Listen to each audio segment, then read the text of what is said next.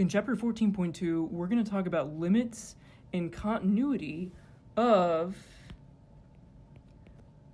multivariable functions.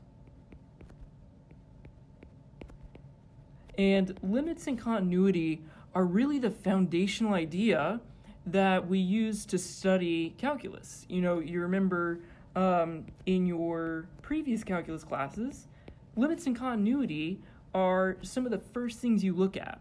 And so we're going to do the same thing here, looking at what does it mean for the limit to exist or for a function to be continuous if it has more than one independent variable. So it's in a higher dimension. And so the first thing I want to do is do a really quick review of single variable calculus and why some of the ideas don't work in multivariable, but some of them do as well. So we're going to take a look at the differences and similarities between single and multivariable calculus when we're talking about the definition of the limit and continuity. And so if you remember from Calculus 1, this is kind of that three-part theorem that we had. And these are the ideas said in these three equations. If you have some function and you're evaluating at a point, right, at the point x, perhaps, then if the limit, the point you're actually evaluating is c, and if the limit at c, when you approach c from the right-hand side, equals some function value, right, some y value, and the limit as you approach that c point from the left-hand side equals the same y value, and the function value at that point equals the same y value, then those three parts define continuity. So the limit from the right-hand side has to equal the left-hand side, has to equal the function value. Now, this set, these two ideas, the limits from the right and left-hand sides being equal to each other, that justifies the limit exists.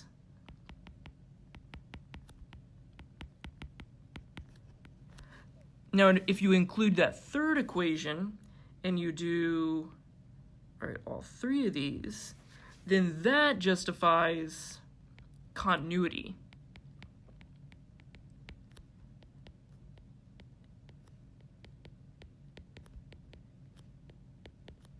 At c. So these three equations can be grouped in different ways to justify either the limit existing or the function being continuous at that point, right? It adds, to justify continuity, you have to have that third piece where the function value is equal. And we can take a quick look here at this little piecewise function that I've made. And if we look just at first point A, right, this would be our c value on the x-axis. If we're looking here, then we might say that at the point A, at x equals a, the limit from the left-hand side would equal, that function value, whatever this y value is. The limit from the right-hand side equals the same y value, and the function value exists there. And so we could say that at x equals a, the function is both continuous and the limit exists. Here at x equals b, we would see that the limit from the left and right-hand sides equal the same value, right? This would be like y1, but the function value right at x equals b is not equal to the limit value, right? It's up here. So we could say that this function at x equals b, while it is, the limit does exist there, we would not say it's continuous. And so that's kind of a really quick review of limits and continuity for single variable functions.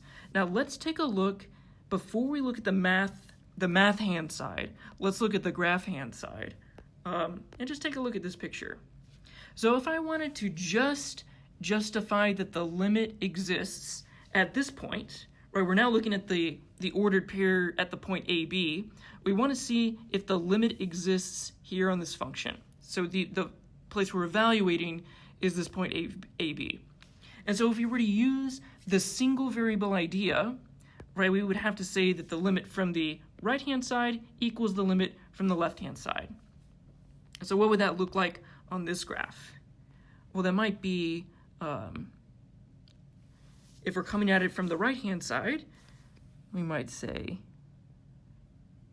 oh, so we can approach it there, and we can approach it from the left-hand side. So approaching it from two sides, they do seem to converge on the same value, but now that our function is multivariable, we have more than one axis that we could approach the point on. That's what's fundamentally different here. In single variable, there was only one axis that you could move along to approach a function value, right? That's the x-axis. But now, we could really actually approach this point from infinitely many directions, right? So now saying approaching from the left and right-hand side doesn't really make sense, because we could approach from so many different directions, right? If we were to plot that down here, that would be like approaching the point AB from all these different directions and seeing if those limits agree. So using the single variable idea, we would really have to say that the limit exists if every path you could take to approach this point has the same limit value, right? And that's really hard to do. And it's actually not the way we're going to prove limits exist. For higher dimensional functions, you actually have to use something called the squeeze theorem or the sandwich theorem, which is where you find two functions that kind of sandwich this point, like one that lives above this function and one that lives below, and then you converge them together and see if it contains the function there at that point. But we're not going to really explore that in this class. But let's take a look at the math hand side over here. And we have kind of this similar theorem grouped into three parts. So this is the definition for continuity in a multidimensional function. So in this case, we see that the function value has to be defined there. So there has to be a point, right? This couldn't be a hole, right? You couldn't have a whole discontinuity there. So that first one is saying the function value does exist. And we need the limit basically from every direction, right? The limit exists at that point. That's the second one. And that the limits from all directions approaching the point x0, y0 is also equal to the function value there. So this is just like a more general version of what we saw in single variable. Now, you would have to prove that every single path that you could take to approach this point converges to the same limit value. And like I said, that's really difficult to do without using something like the sandwich theorem. And so instead, what we're going to focus on in this class is we're actually going to focus on proving, we're going to work on proving a limit does not exist at a point. Right? That's really what we're going to focus on, because that's a lot more useful and easier thing to calculate, is finding and proving that a limit doesn't exist at a certain point. And to illustrate that example, I have another graph down here. And let's say I was trying to prove that the limit exists at the origin for this function.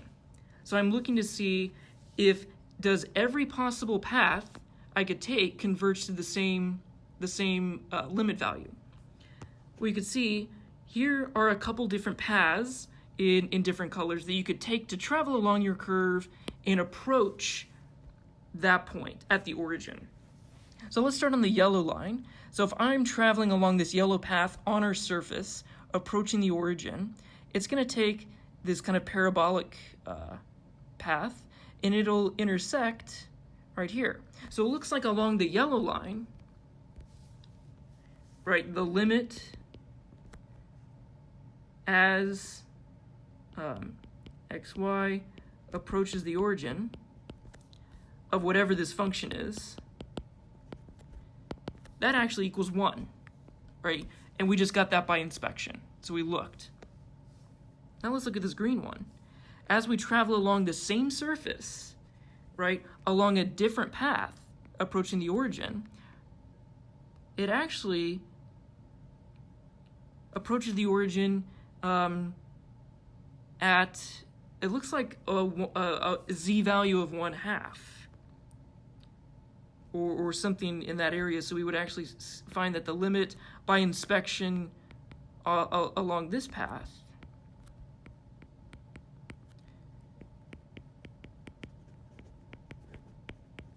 and that's along the green path. Oops. Let me get rid of that. And let me write that up here. Right, this is along the yellow path. And so what we did here is we found two different paths just by looking. This is just a visual example. We found two paths that don't converge on the same limit, and that is enough justification to prove that the limit does not exist at that point. And so that's really the idea behind what we're going to explore with this technique that we call the two-path test for non-existence of a limit. And what this idea is saying is it's saying that if a function has different limits along two different paths that are in the domain of the function, then the limit does not exist. And that's the idea we kind of showed graphically up here. And now we're going to find a mathematical justification for that exact same idea. And so really, the idea here is when you're asked to prove a limit doesn't exist, your goal is to find two paths that approach the point of interest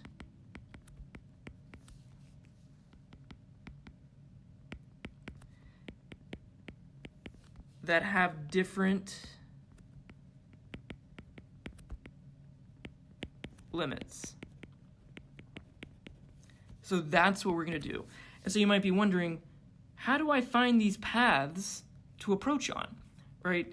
In this case, this path here, right? If I were to look at this from above, or if I were to draw a picture looking straight down on this graph, right, the y-axis is coming out here.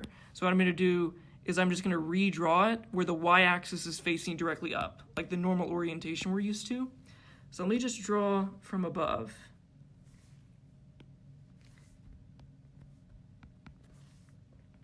It looks like this yellow path is it's kind of a wide parabola. So it kind of looks like this. And then we have the green path, which is a little bit narrow parabola. And then we have the red one, which is even more extreme. So here are the three paths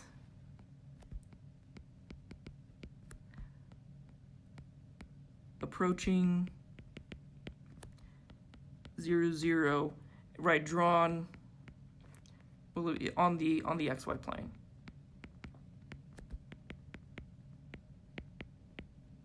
So that's what we found here. And so we found these three different paths. Now here they're just drawn on the surface. So it's the path you would actually travel on the surface itself. But the path is just a path that lives on the xy plane. So we need to find some functions, some paths, that we could travel along to evaluate the limits on. And so I have a list of recommended paths to test whenever you're doing the two-path test for non-existence that usually will work almost every time. And so my recommended order of paths to test in is to test first just your axes, y equals 0 and x equals 0. So just try traveling along this path to approach a point and this path. Oftentimes, those two won't be the same limit value, and you've got your justification. But if those happen to be the same, then you need another path to prove it doesn't exist. And then next I go to our 45-degree line, y equals x. And then from there, you can do parabolas, right, y equals x squared, and just change the coefficient out front. So we have like y equals x squared, y equals 2x squared, y equals 3x squared. That's actually the path pattern that was used in this visual example.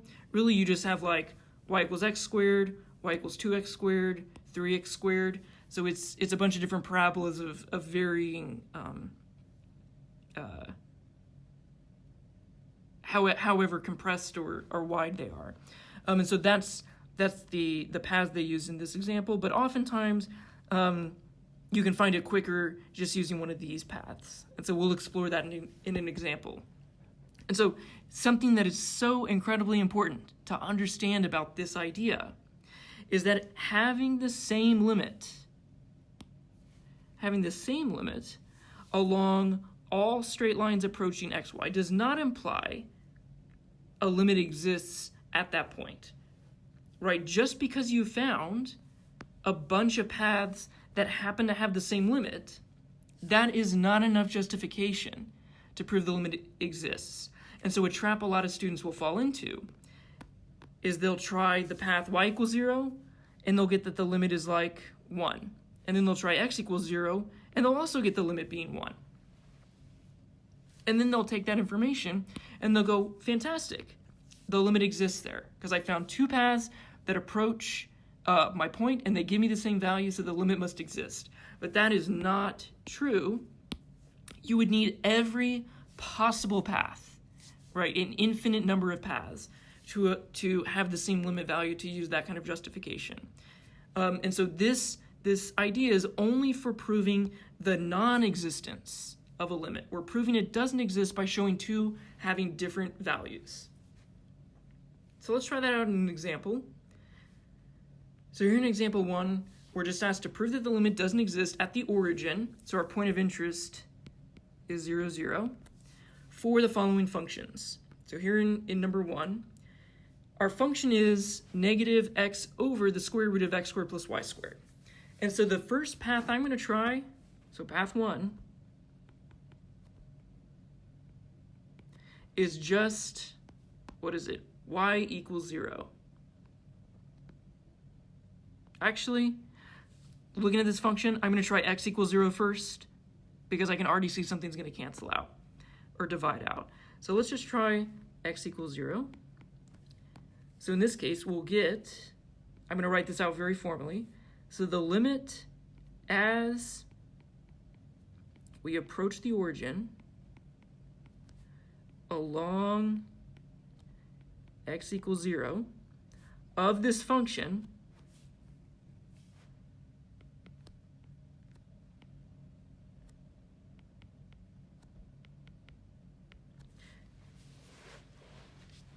is going to equal, and now you might be wondering at this point, how do you actually evaluate a limit along a path? Well, to evaluate a limit along a path, you just plug in the path into your function. And then evaluate the limit normally, just like you've always done. Right, as usual.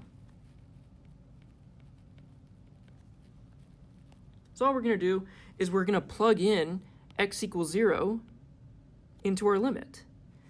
And so if we plug in x equals 0, that's going to give us negative 0 over y squared, and that limit is just 0.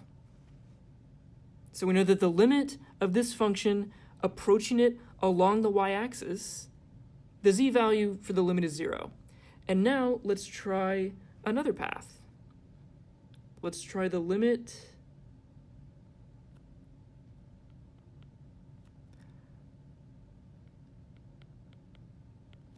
as we approach the origin along, I'll go to my next one. What's my next one? Y equals x. So we'll try along y equals x of this function.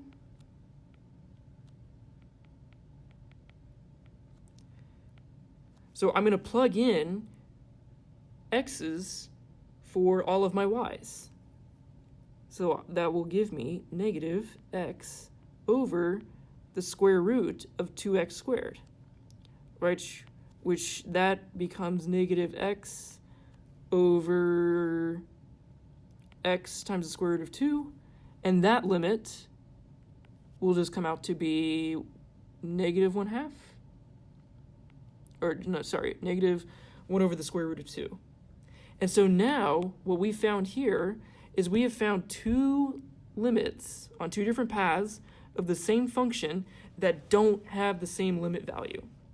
And so the way you could write like a justification statement at the bottom of this is you could say, since the limit along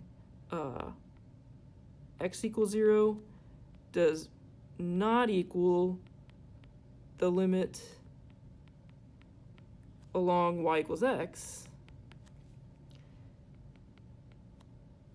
the limit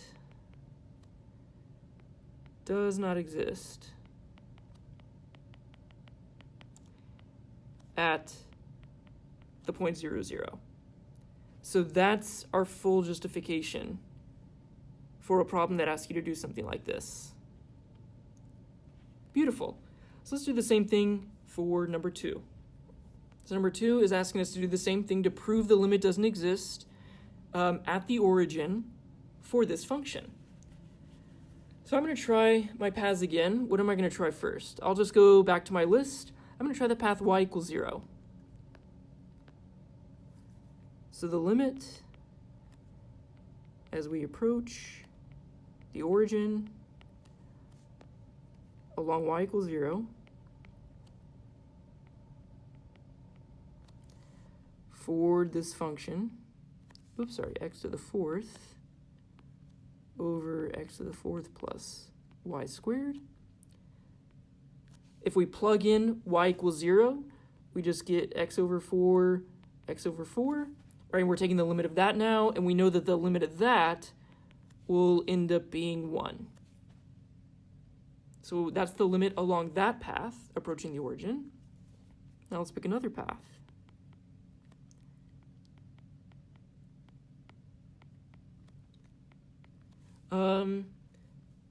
Let's try, let's just do, actually, I'll do an example with this y equals kx squared, where k could be any coefficient.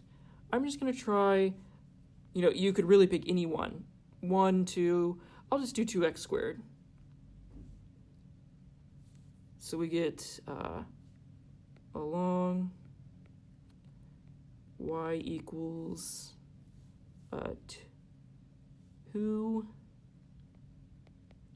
2x squared. And that of this function, so we're going to plug in 2x squared for our y to evaluate it along that path, and that'll end up giving us x to the 4th over x to the 4th plus 2. Let's see, we're plugging in 2x squared into y squared. So that actually gives us 4.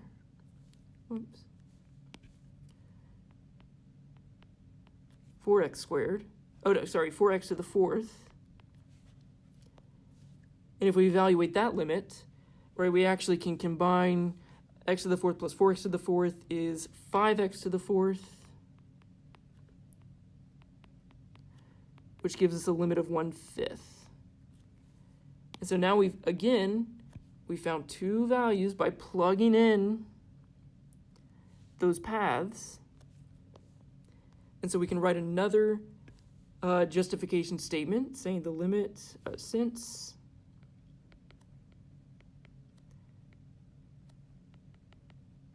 the limit along y equals 0 does not equal the limit along y equals 2x squared, the limit does not exist at 0, 0. And again, we can box it as a justification statement, or we can parallelogram it, or we can polygon our answer. Beautiful. And that is the idea of using a two-path test to prove that a two-dimensional function does not have a limit at a certain point.